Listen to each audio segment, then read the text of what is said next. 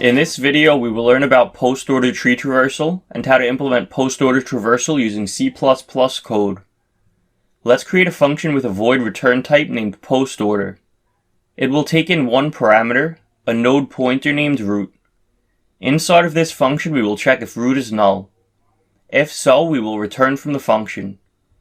A post-order traversal visits the left node, then the right node, and then the root. Let's make a recursive call to our post-order function and pass in the root's left value. Then we will make another recursive call to the post-order function and pass in root's right value. After that, we will output the value of root to the console.